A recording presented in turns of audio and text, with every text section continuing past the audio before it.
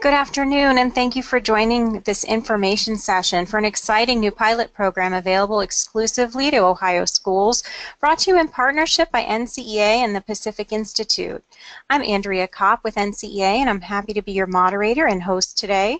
Just a few housekeeping notes as we get started. Please note that your microphone connections have been muted. If you have questions or comments during the presentation, just go ahead and send those through the chat box that appears in your GoToWebinar control panel. To ask a question, you just use your mouse to click into the blank box area, type your question, and then click send. Our presentation will last about an hour today, and there will be opportunities for questions and answers. You can post those questions or comments for the presenters at any time.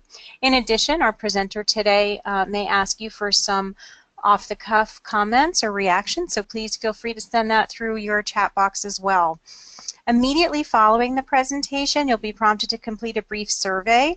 I thank you for providing that information, and that will also be a way for you to express if you have further interest in the program that the Pacific Institute is presenting today.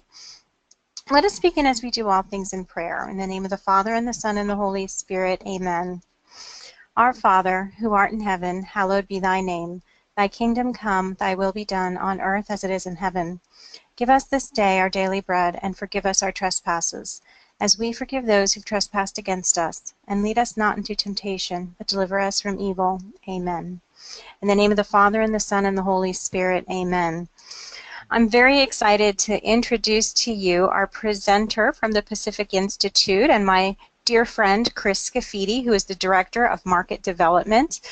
We know him well here at NCEA because we have been going through some of the Pacific Institute programming ourselves and have enjoyed the positive effects that's had on our staff thus far.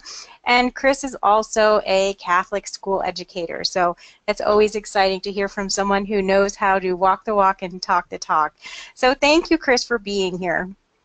Well, thank you very much, Andrea, for having me, and thank you all, those of you who are participating. It's just really an honor to be able to share this information with you in this format, and it certainly may be different for some of us doing this online, but let me give you kind of a picture of how this next hour will be spent. First, I want to give you a little bit of background on the Pacific Institute. Those of you who have not had a chance to go on our website and do a little research, I'll give you a little bit of background.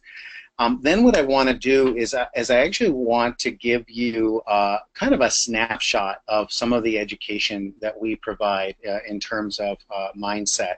And this is information that we provide when we're working with dioceses or when we're working with any organization. So I want to give you some of that.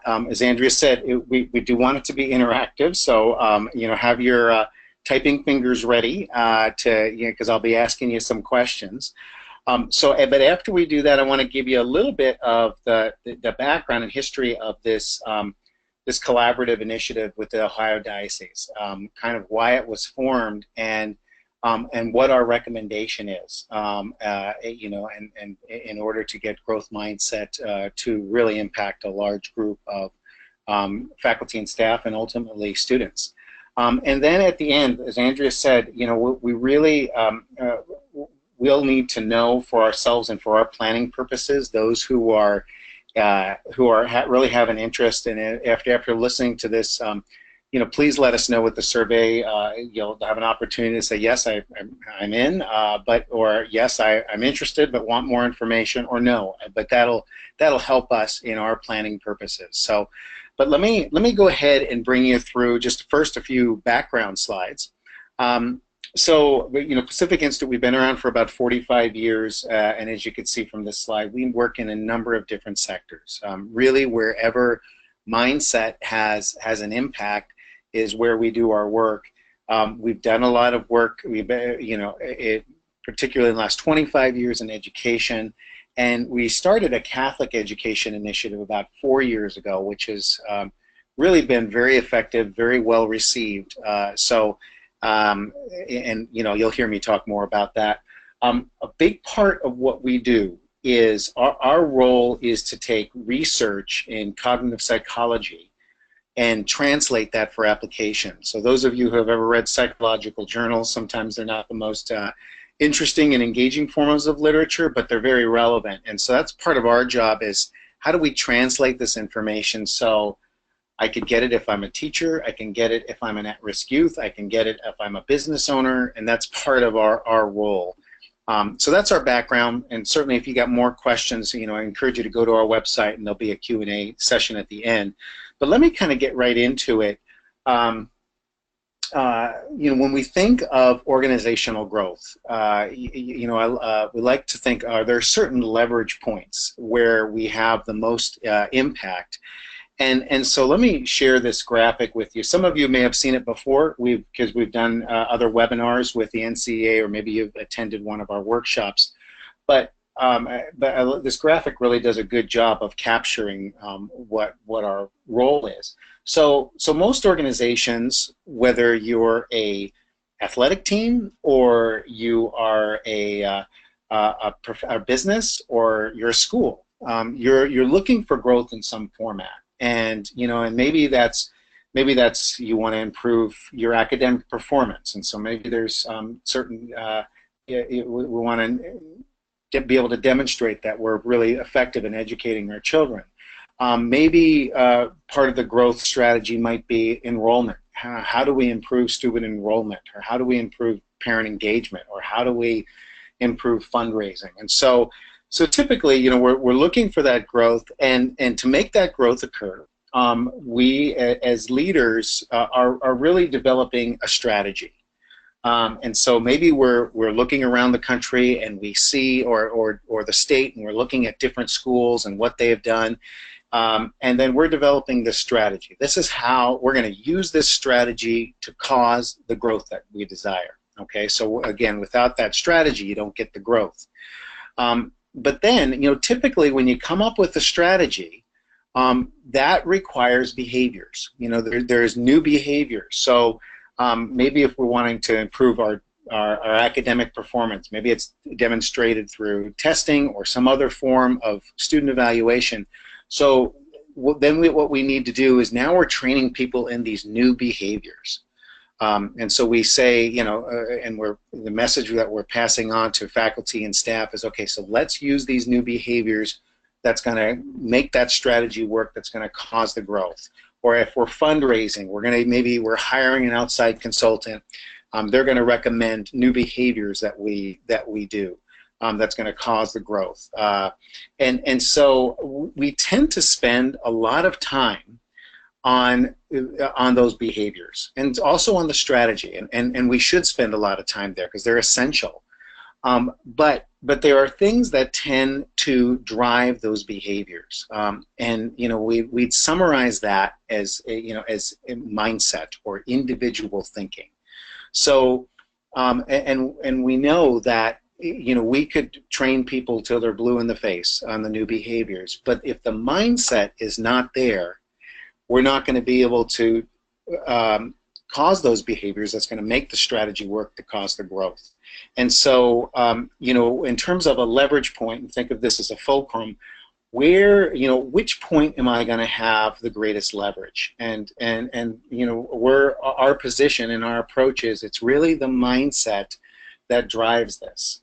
A number of you are familiar and maybe even have an interest in our program because of some of the work that you've read from maybe Carol Dweck or Angela Duckworth. They've done some great, you know, we love that because they're now bringing to the forefront a message that we've been preaching for a while, is that, you know, really mindset is foundational. And you know, and we're always asking people, when you think of your growth goals as a school or as an organization, you know, does the thinking at that school support the strategy? Or, you know, another way to look at that thinking collectively is the culture.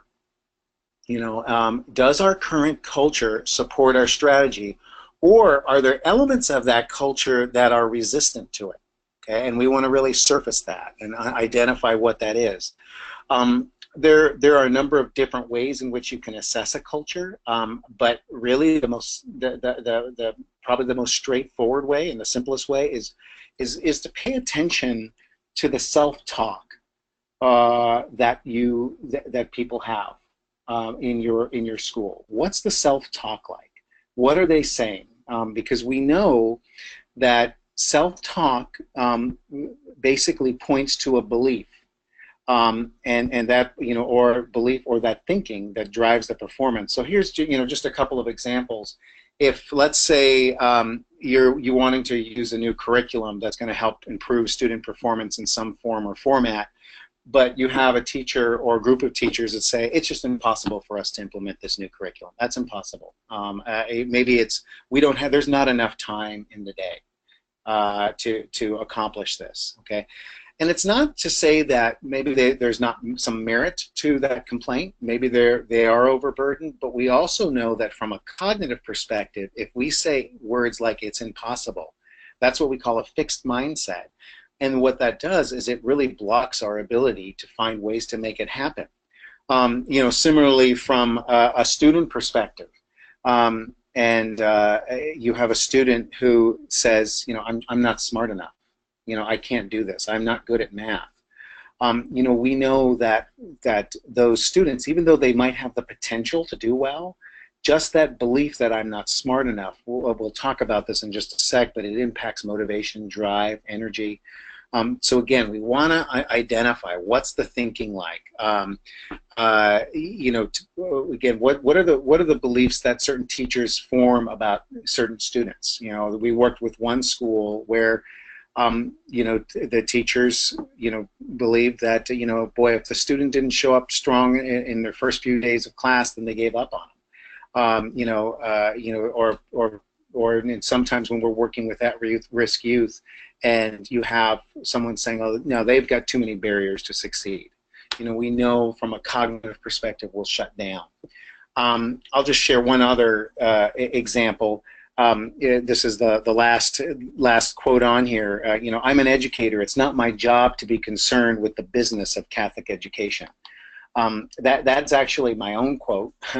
That that was my own mindset when I was working, at a Catholic school in the Archdiocese of Boston, and was told to come in on a Saturday, and basically be there for a parent's open house. And I remember, my mindset, like, you guys are using me to sell the school. I'm not a salesman. I'm a teacher, and at the time I taught in the religion department. I was a campus minister, and I remember really resenting the fact that I was being asked to come in on a Saturday when it was my whole mission was to impact students. And so we have this phrase called the unconscious saboteur. If you had asked me if I cared about students, I would say absolutely. But in some ways, I was unconsciously sabotaging the mission of our school, and I was unconsciously sabotaging our enrollment efforts. So really important to identify what's the thinking like. How is it impacting us? So I've got this next slide I'm going to share with you. It's kind of a fun little exercise, and it's a good illustration of how mindset can impact us. So here it is. What I want you to do first is, as you go through it, I want you to read through the sentence and make sure you understand it. Okay, so it's finished files are the result of years of scientific study combined with the experience of many years of experts. Okay, so now what I want to do is I want to give all of you a little test. Okay, and you're gonna write write your responses in the chat box, and don't worry, it's all confidential. No one's gonna know how you answered this, but I want you to in the chat box quickly write down how many F's are in that sentence, like F like Frank. Okay, and I'm going to give you just about 5 seconds, and I'm going to blank out the screen. Okay, so I want you to very quickly count the number of F's. 1, 2, 3, 4, 5. I'm going to blank out the screen. Okay, how many F's did you count? Okay, so go ahead and put it in the chat box, and Andrea is going to, once they come in, she's going to start reading back your responses. I have 5, 6, 3, 5, 6, 5. Another 5. Okay, good. Thanks, Andrea. And let me go ahead and put up the screen again. Okay, and there are actually 7. Okay, so see if you could count all 7. Okay, and if you can't count all 7, here's what I want you to do: just you count the number of ofs in the sentence. Okay, and so. So those of you who saw the, and maybe some of you saw 2 and 3 or 4, I want you to know that your brains are working very efficiently, okay? And what's happening here is you typically, what people build a blind spot to are the F in the word of, okay? And part of the reason for that is we're conditioned to believe that all F's make this phonetic sound, like Frank. And so your brain's being very, very efficient. You go, okay, finish, files, okay, scientific, okay, I got it, okay. And we build a blind spot to some of the F's in the word of because that is pronounced phonetically OV, of. And so, or the word is insignificant. What this is called here is, it's called a scotoma, okay? And it's a Greek word for blind spot, and it's spelled S-C-O-T-O-M-A, okay? And here's really the important thing, and just an important takeaway if you don't do any other work with us, this is important to be mindful of. We don't necessarily see with our eyes, okay? We see with our mindset. Okay, we don't necessarily see with our eyes, we see with our mindset. So let's go back to this slide real quick.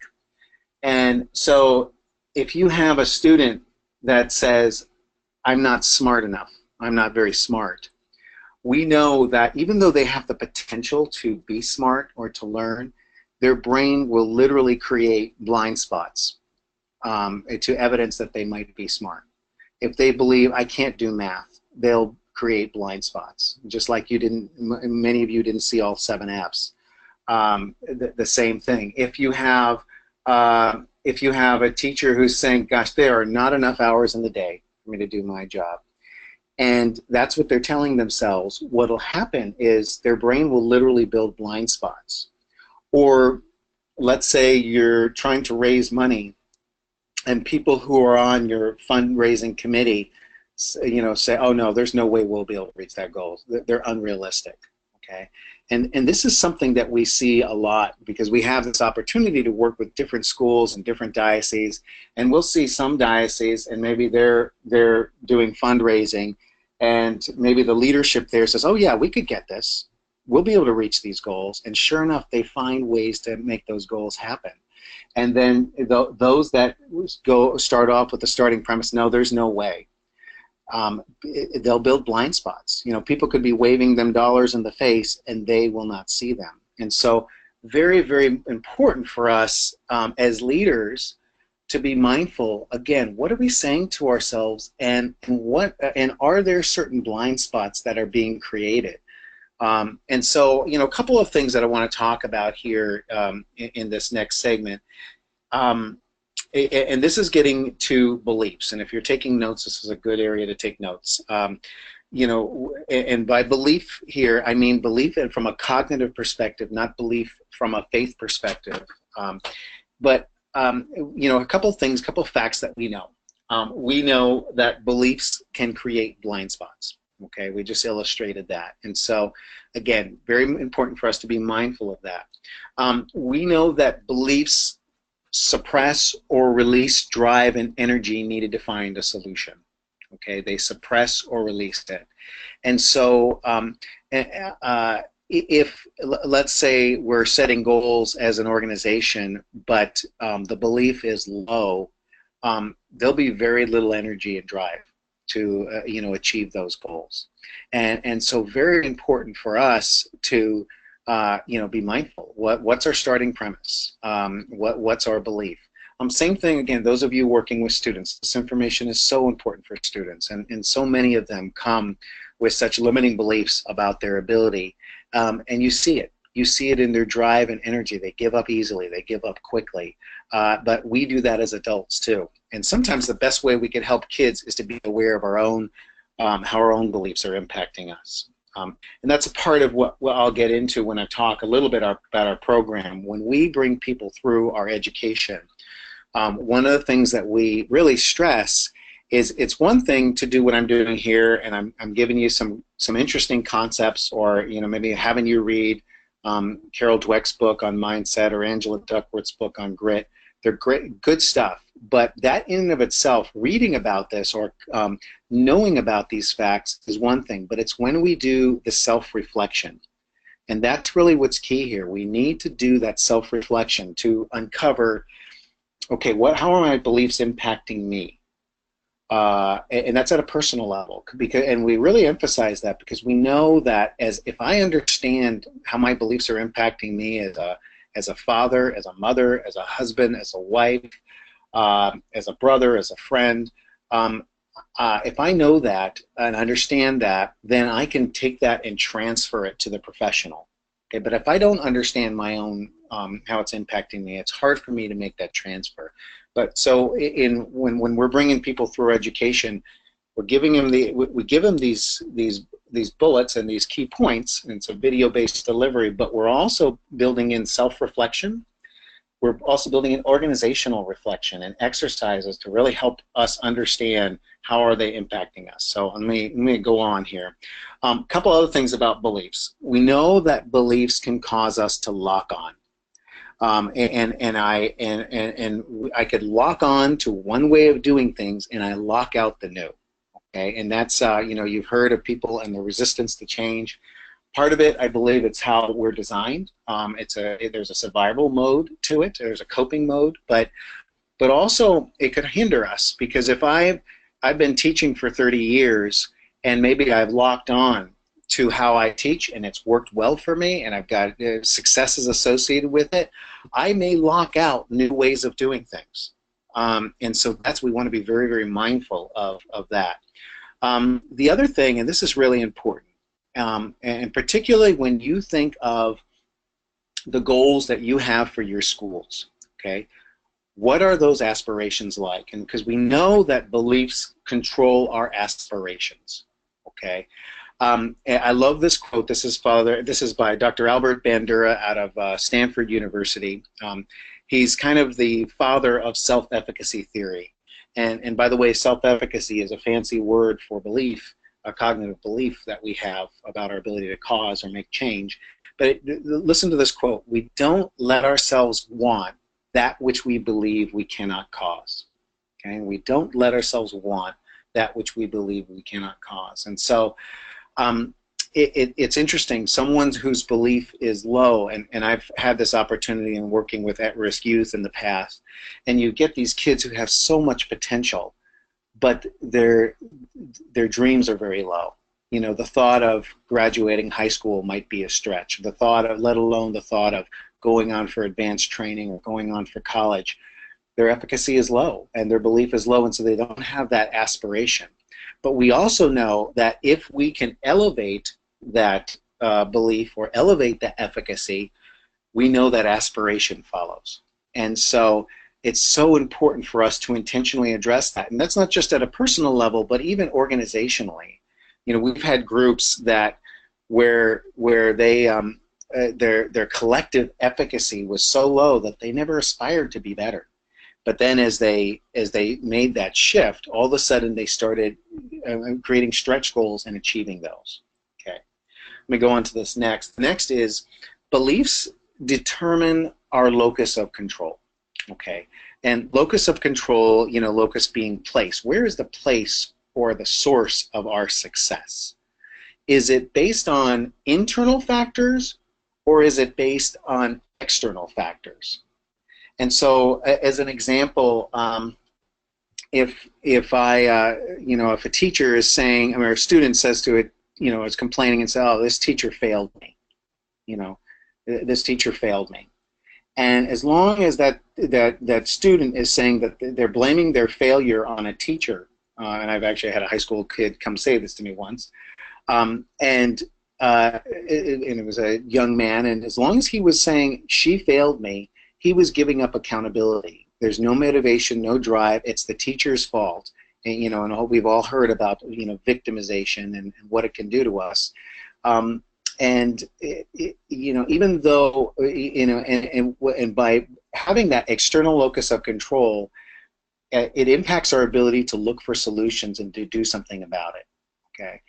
Similarly, with in Catholic education as school leaders, and we could look at the external environment and how much it's changed for Catholic education over the last 40 years, and we can say, well, gosh, given the current culture, this is about the best we could do. It's about the best we can do given the current culture. I was working with a superintendent who was complaining a little bit about a number of the schools felt that they were at full capacity in their enrollment, even though they weren't. But they just felt like, well, given our current culture, we feel like we're at capacity. And it just so happened that there was a lot of Catholics in this particular town and area, but they weren't reaching out to them. But again, the second we say the locus of control is external or outside of me, then I give up. Then there's no motivation. And so we really want to be mindful. What are those? Lastly, beliefs we know are manifested by our organizational self-talk. Okay, so self-talk is very important. Again, what do we say to ourselves, or what are we saying to ourselves in the faculty room, or what are we saying to our after school? And is it the question is, does that help us towards our goal, or is it moving us away from our goal? And the other thing, not only does the self-talk point to what the belief is, but the self-talk, we know that it actually builds beliefs. So the more I'm repeating something, I'm building a belief in my mind that's going to impact my perception, my motivation, my drive, and energy. So very, very important, again, to take a look at that. What are we saying to ourselves? So let me throw a question out to you, and I'd love to hear, just in terms of beliefs, how are beliefs impacting your schools? Okay, and maybe another way of phrasing this question is, what are some of the limiting things that you hear people say at your school? Maybe that you hear from faculty and staff, or from fellow administrators, or that you yourself are guilty of. What are some of the statements that you might hear someone say? So if you wouldn't mind just entering that into your chat box, just so we could all just think about this and process this together. And Andrea, if you see some come in, if you'd read them out to the group, that would be great. Well, not having enough money or resources. That the teachers will never go for it. Just general resistance to change. Okay, good. So let's just talk about those two. Teachers will never go for it, for example. So if I'm saying that as a leader, okay, and if I have that sort of mindset, and I'm saying that teachers will never go for it, going back to this, what sort of blind spots would I create? How would that suppress or release my drive and energy to come up with a new way of doing something? Is there a lock-on that I might have, that's preventing me from trying something new? If that's the belief that I have, how does that impact my aspirations? Again, where is the locus of control? Is it based on the teacher, or is it the leadership? And so we want to be very mindful of it. And let me just say this: those it's that statement, teachers will never go for it, or gosh, we don't have enough money. We know that those statements also have reality attached to them. Okay, and so I don't want to argue that everything is just all about mindset and beliefs. There's certain reality attached to it. People probably have had experiences, and many that they could cite, of teachers never going for it, and experience of having no dollars.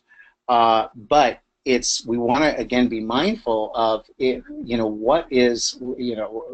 What's the self-talk that we want to listen to, and how could I be mindful of that? Maybe how do I turn that? And one of the exercises that we'll often do in our training is, how do we take limiting beliefs and turn them into liberating beliefs? How do we take something where we're seeing maybe the locus of control as external, and again, we don't have control over all the externals, but we can control how we respond to it. And by doing that, we can tap into more resources. So really, really important to be mindful of this. Let me go on to share one more slide, and then I'll kind of get into a little bit about what we're hoping to do in Ohio. This is what you have before you. This is a slide that's citing the research from 2 Harvard University professors at their business school. It involved 207 different businesses over an 11-year period. And what they were able to do, and I realize that this example is from private corporate business, but trust me, it's very, very relevant for education, for social service, and I'll explain why. You'll notice when you compare those 2 columns, the non-adaptive cultures, again, 207 different firms over an 11-year period, their revenue went up by 166%. So we think, okay, that's pretty good. Their stock prices went up 74%. Again, we would say, okay, that's good. But you see, their net income or their profits that they ended up with were only 1%. So obviously, there's a lot of waste going on. But then when you look at the adaptive culture, and you see that they outperformed them, 682% in their revenue increase, 901% increase in stock prices, 756% improvement on their profits. And here's why this is so important. Because it wasn't, what they discovered is that the adaptive cultures, they weren't necessarily smarter than the non-adaptive cultures. Okay, what the difference was is they were co-accountable. Okay, so in the non-adaptive cultures, the ultimate, the people that were responsible for making more profits or cutting expenses, all that accountability was shifted up to the top. Okay. And to kind of translate that to education, well, the person that's really responsible for enrollment and enrollment growth and our marketing ourselves, that's really all on the principal or the president or just a few people. Okay, and so if in the non-adaptive culture, let's say that there was an opportunity in this study to cut expenses. And maybe a lower level employee might have been able to discover it, but that lower level employee felt it wasn't their job. And so they don't see it. So they build scotomas to it. In the adaptive culture, again, there was co-accountability. Everybody felt it was their job to grow the company, to control expenses. And so if I'm a lower level employee and I see that we're wasting money by using it in this particular program, I feel empowered to go to my boss and say something. Okay. Also, to make that translation in, in Catholic education, one of the things when we're working with schools, we really try to emphasize this message, and it's related to co-accountability, that everybody in the school is a model, mentor, and monitor for student success, for student retention, for student enrollment. Everybody. And that's from the president of the school to the teacher to the receptionist to the custodian. Everybody. We want everybody to take that sense of ownership. And when we're bringing people through our training, we really recommend that everybody go through, not just teachers, because we want to build that culture of co-accountability. Okay. So I wanted to give you these nuggets, and let me advance this a little bit and talk a little bit about just some outcomes. And first, just these are common. When we bring Catholic Ed principals through our education, we'll often ask them, okay, so what did you think? What sort of impact do you feel by having this information in your school? What sort of impact would it have? And these are, we ordered these in their responses, but it was very strong, and we tend to get very strong evaluations. But you see, number one was, and they saw it would impact enrollment growth. Number two, they saw it would impact their morale improvement. Number three, really increased alignment and collaboration around the school mission. Again, there's that co-accountability, or that everybody is a model, mentor, and monitor message I was talking about. But other things, you know, improved student performance, improved engagement with parents, improved student retention, improved fundraising, improved mass attendance. So again, some good gems here. Here's a couple of examples of that, where it's where they're actually tying it to student performance. And this is a couple of charter schools and a public school district, but you see the difference where they talk about reading scores going up or math scores going up. So it's and again, this is shouldn't be surprising when we look at a lot of the studies that Carol Dweck cited in her book, or Angela Duckworth. You see this. This is pretty consistent with what they see. So let me go to this next section and talk a little bit about our Ohio Collaboration Initiative. And just to give you a little bit of history, we've had the privilege of being able to share some of this information in the form of an in-service in the Diocese of Toledo. We had, and then we also had a number of superintendents who went through this at a conference, a Midwest conference, and it just got people's wheels turning. How can we work together to get this sort of education out to all of our schools, and what are some ways? And so we kind of started putting our thinking caps on.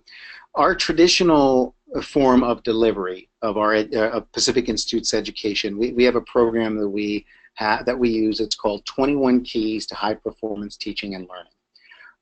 And it follows the format that I described to you earlier, where it's a video-based delivery. We'll learn a concept.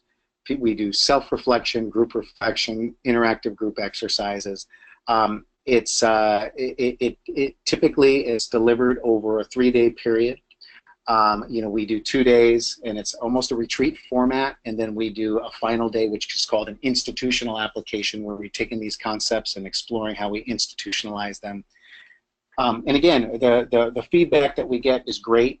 The challenges that we've had, and as I have been delivering this over the last 4 years in Catholic education, there are two primarily challenges. One is the time. As you can imagine, the time it takes to train people for 3 days. I don't have people ever regret that, but often it prevents them from starting. The other is cost. Often for us to go out, deliver our education, and where we have a facilitator on the ground for 3 days, and including travel expenses, it could be $15,000 on up, depending on the number of teachers at the school. And so part of what we were, we wanted to really address these implementation obstacles.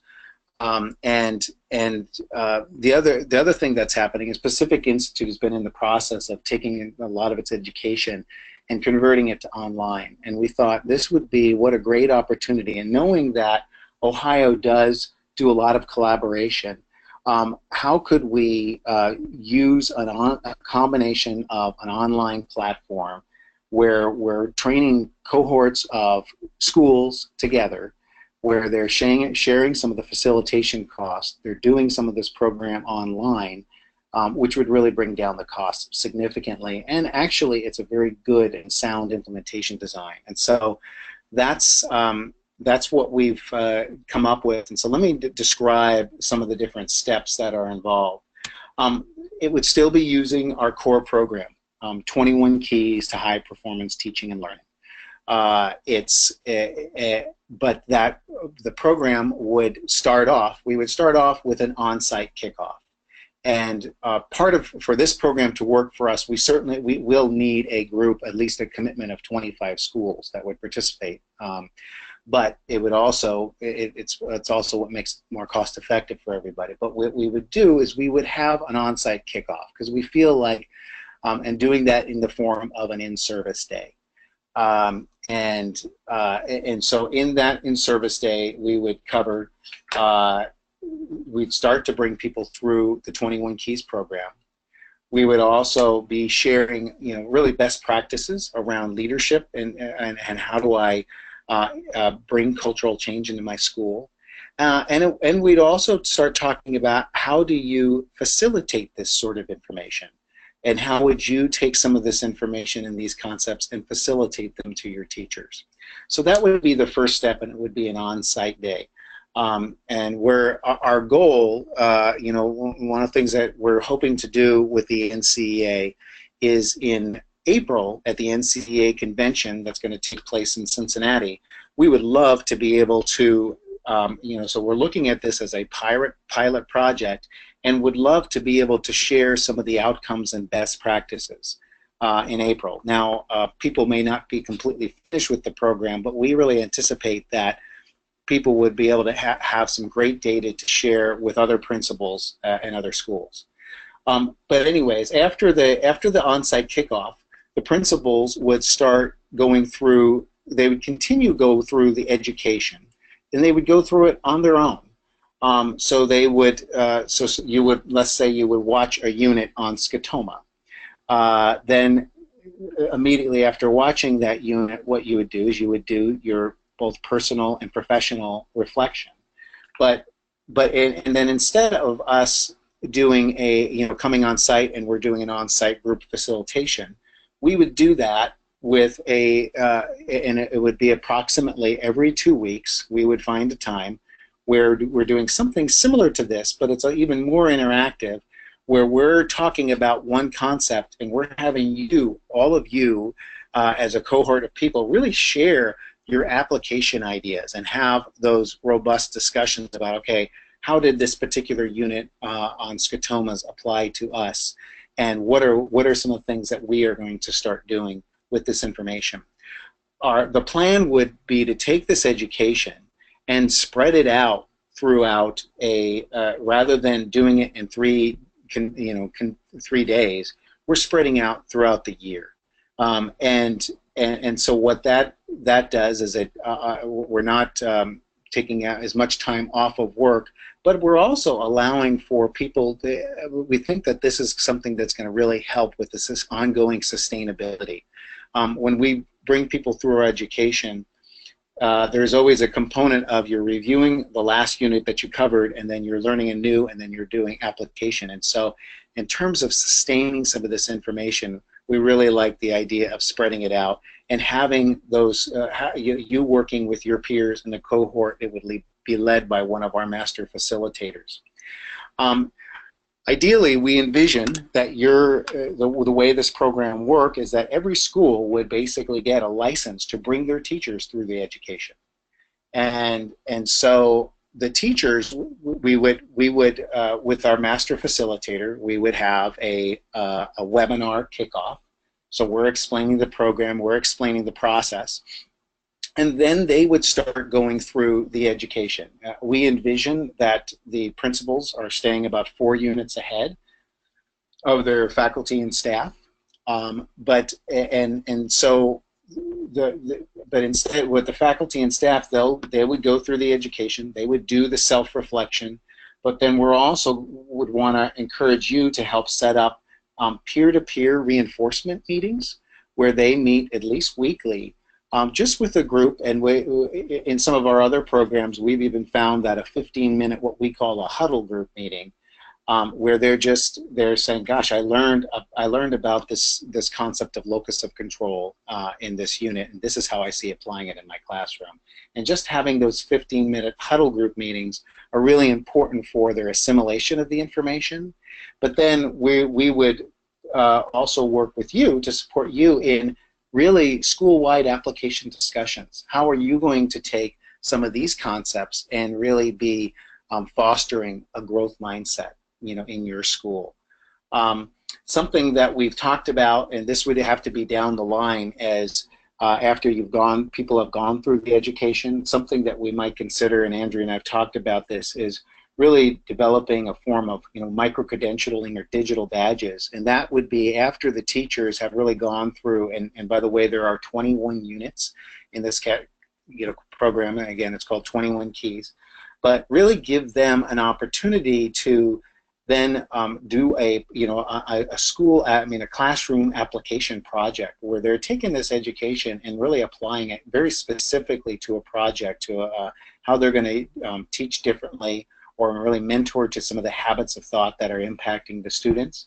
It also could be, taking this content and applying it for student enrollment, building a culture of models, mentors, and monitors. But that's something that would probably happen in a year or two after people have gone through the education.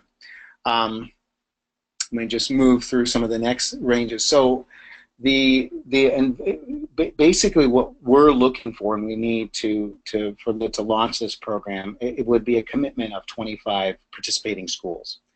And the cost would be, $4,950, and this is this price range. It's probably a 60% improvement on the price of our traditional delivery method. But that's and again, we're envisioning this being a November start. So the second or third week of November, we would identify a day that would work for those 25 schools and their principals to participate in. And it could be principals as well. It could be assistant principals or lead teachers. But it's that first day would be with the leadership. Again, as I shared earlier, we were hoping to share some initial outcomes in 2018 in Cincinnati, but obviously we want to continue to track those outcomes into the subsequent year. At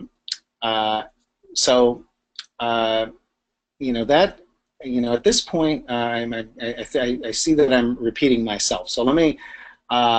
This is kind of what we're looking at, and in just a couple minutes, you'll have an opportunity to really express your level of interest. But I really want to now open it up to your comments or questions.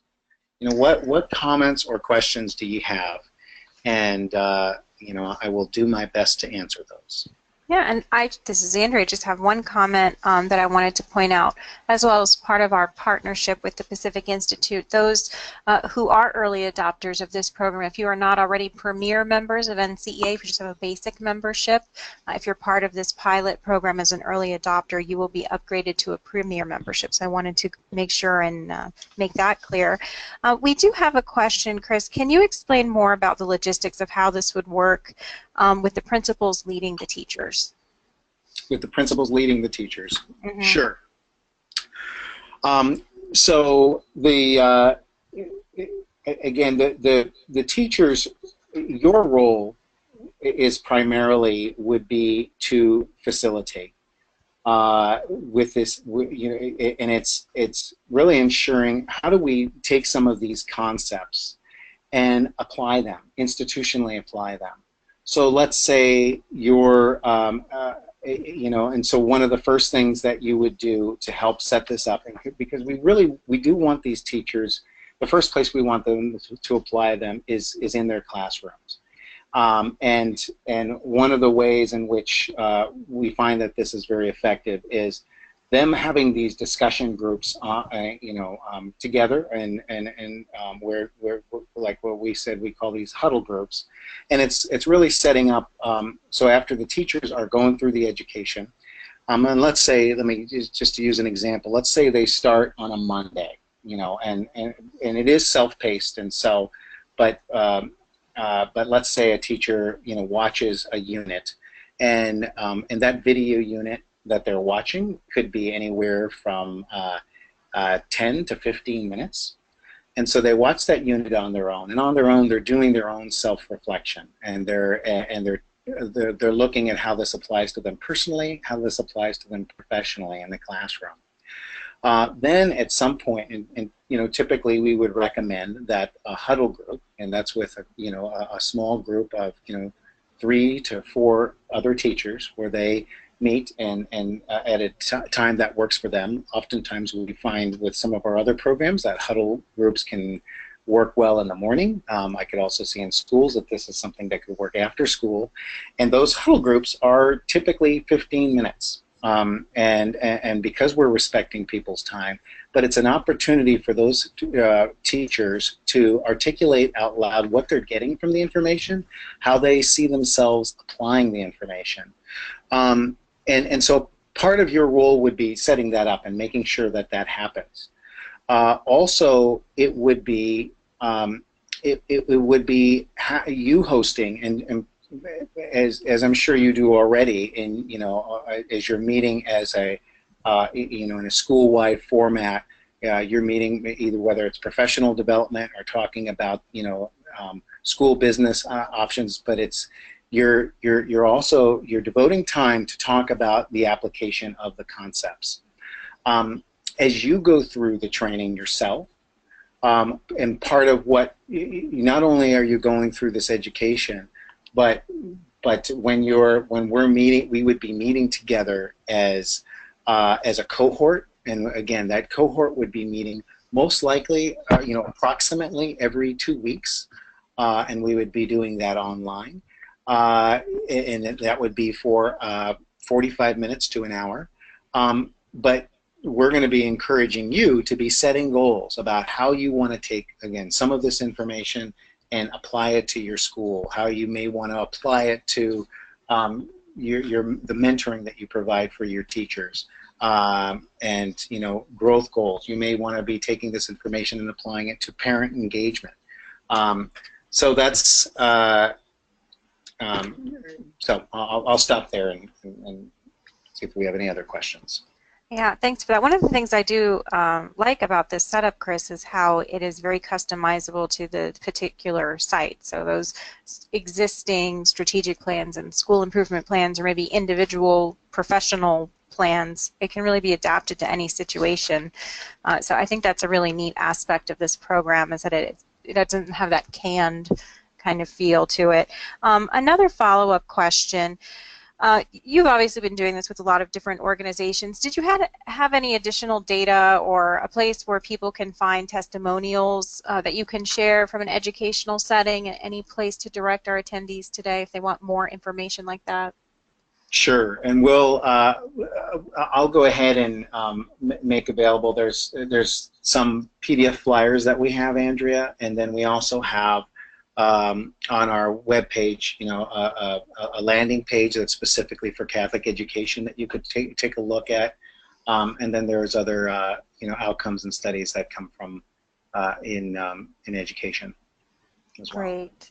Now, in your conversations with the superintendents or the state, was there any indication of if there would be credits or recognition for recertification or for participation in this program in Ohio or in the diocese? So, and that's we didn't talk about that specifically, and that really, and I would reach out to your superintendent. I know that through this 21 Keys program, it does provide, and it's been used to fulfill continuing education units, and I think it's 2.1 education units.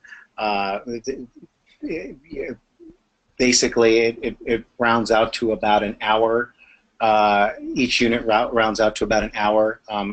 With this particular delivery format, because people are going to be doing it in a self-paced way, it's going to be managed differently. But the program has been certified to provide 2.1 continuing education units. The other thing I'll say from in one of the questions that we had, the superintendents met last week, and even just to talk about funding. And their strong recommendation is, this 21 Keys program has been qualifies under Title IIA dollars, and so we've had a number of Catholic dioceses have used their title dollars to cover this, and so that was a strong recommendation from the superintendents, and just in terms of funding the program as well. That's a great point, and it sort of dovetails into our final question. How does this online program compare to your traditional in-person services? In other words, what are the benefits to doing this online rather than in your traditional delivery system? Well, and I say again, the first two are it certainly brings down the cost. it brings down. Also, there's less downtime. Instead of taking out 3 full days, this is something that we're spreading out over the year. The other advantage, and I like the sustainability design that where sometimes people can go through this retreat experience, and again we get very, very strong evaluations, but it's one thing to go through it and get a great evaluation, but we really want people to apply it, and it's not that people don't, but I like that this spreading it out. I think we're helping that and increasing the chances of applying it. That being said, the traditional delivery is, I mean, there's something to certainly be said for that face-to-face time that people have together, that and the opportunity to grow together as a team. But again, that's something that this would kind of be more in the hands of the principals facilitating this, in an ongoing way than it would be us as an outside consultant coming in. Great. Well, thanks for all of that. We're getting toward the end of the hour. I want to be respectful of everyone's time, and I want to thank our audience for chiming in and for their participation today. I want to remind you all to take just a minute to complete that pop-up survey that's going to come on as soon as I close the webinar. That will indicate if you want more information, if you're ready to move forward, or if you know someone who you would like to refer to receive the on-demand recording. All of that you'll be able to do in that quick survey, and I promise it's very short, just a couple questions. So I want to invite Chris to say any final words before we conclude today. Well, again, thank you all for giving us this opportunity to share. It certainly is one of my favorite topics, and I just feel that it's highly relevant, but feel that it really is just an honor and a blessing to share it with all of you. And thank you for taking out the end of your day to do this, and and blessings to you all in your work, and I look forward to having that opportunity to meet you in person someday. So thank you very much, Andrea, for giving us this opportunity to share this information. Sure. Thanks again, and may you all have a blessed afternoon, and you will be able to email myself or Chris when you've received the follow-up materials if you have any questions or comments. Please do take a minute to fill out that survey. Take care.